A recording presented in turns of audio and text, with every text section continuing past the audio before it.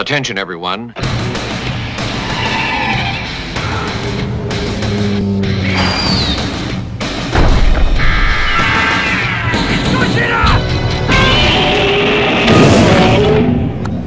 So once again, sitting here with Jesse Morgan from Diamond. Thank you again for even talking to us about this stuff. Oh, dude, it's my pleasure. And you really do have, it seems like you have a good love for this stuff, and that's awesome. Like, you told us a little bit about how you watched Godzilla 1985 as a kid. I was right there with you, man, seriously. Yeah. So the X-Plus group that I belong to on Facebook, well, there'll be a link in the notes, I'm sure, on this.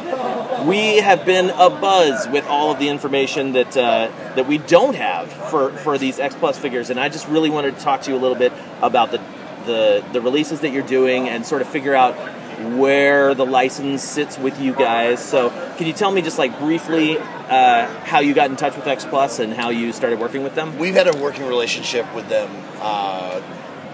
for probably about 15 years. Yeah, since the old stuff that you guys used to have in the shops. We did a ton of Toho product back in the late 90s with them.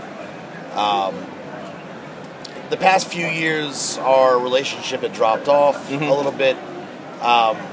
But we had a new employee join the company, John Parker, who used to be the president of Tokyo Pop. And part of his mandate was to go to Japan and start reigniting some of these relationships. Oh, cool. Very nice. So X-Plus was one of the first places that he went. We're deep friends with G and Sachiko over at X-Plus. We started talking about Forbidden Planet product again, which we successfully relaunched this past year. And then we started talking about Dream products. Yeah. And we knew that they had done a lot of cool Kaiju in the past.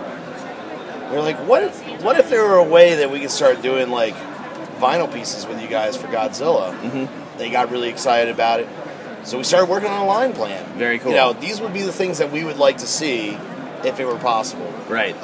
We got Toho and Plex involved in the conversation, and we all came to an agreement that Diamond was going to be the exclusive distributor outside Japan for these. And so we relaunched in May. Yeah. Response has been pretty good so far. Cool. We'd like to see a few more people come in and take advantage of picking up what I think are like awesomely detailed vinyl pieces. Oh, they're beautiful. They're so beautiful. So a couple questions that I had. Like, we've obviously seen that Mechagodzilla and the 54 Godzilla are the first to be released. That's correct. And we now know that the GMK Godzilla is coming out in the next run, and a 2-pack with Sanda and Gaira. Yep. Which is really awesome. Super cool. I'm totally jazzed on these. I gotta say, for the people watching on YouTube, if you're not an X-Plus collector, it has been impossible to get these on the Japanese market alone because they were a super limited release. So how on earth did you guys decide to do the Gargantuas? I give a lot of the credit to X-Plus. When we initially started discussing how we wanted to release product, how often we wanted to release product, our suggestion was so 2 releases every 3 months. Okay. You know, we had a fairly decent idea of what the price point was going to be, and a lot of times we'll put ourselves in the shoes of the average collector, because ultimately that's what a lot of us are. Right. That's We're people who love the product. We're people who will spend out of our own pockets to get the product. Yeah.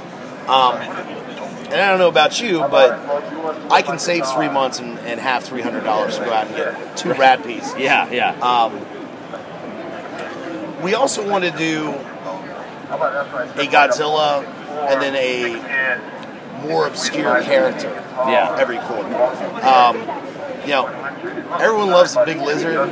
Yeah, but for sure. It's such a wonderful body of characters throughout the entire Toho catalog that it's time to introduce people and push them into getting into a new character. Yeah, for sure.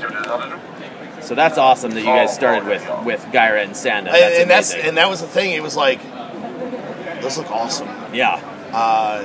It made me go back and watch War of the Gargantuans for the first time in like 15 years. Like, nice. I just hadn't done it since I was a kid. I was like, oh, this is fantastic. I can't wait to have those up on my desk at work. Very cool, man. So, just kind of briefly, like, are you guys? So you said quarterly. That's the release schedule for the X-Plus That's the figures? idea. Yes. Okay, and do you have? Just out of curiosity, what affects the release date for the X-Plus stuff? Because I want to say that the first previews catalog had a date for these guys, and then that's been pushed back a little bit. That's right. A lot of times what will happen is, because we work so far out on the actual catalog, right? You know, a lot of it depends on what kind of upfront commitment Diamond is making to a vendor. Right. In the case of X-Plus, they were very generous and let us go out in the catalog before we before we actually placed our final PO, so we could make something that's more reflective of the immediate desires of the marketplace. Right, that makes sense. So, in this case, you know, we had to shift things back a little bit. It's a production thing. Right, okay. You know, depending on when we cut our NPO, it can be anywhere from like 2 months to 4 months, depending on what tooling's already been done. Right. Just to get it finished in Hong Kong. Okay. And so, speaking of the tooling, are you guys using just the original X-Plus stuff, like their molds and so forth? Okay. Is there? Do you have any? These are all 30 centimeters, right? That's correct. Is even the San Angaira 30? A little under speaking? 30. Yeah, but technically they're from Same the scale. 30 centimeter line, Correct. right? So, do you have any plans to release the 25 centimeter line, or is you just going to stick with the big guys? We've had some initial discussions. I think the concern is ultimately going to be not infringing on Bandai America's properties. Oh, right. So we have to be pretty specific in regards to scale. Okay, very cool. And then, do you have plans on releasing?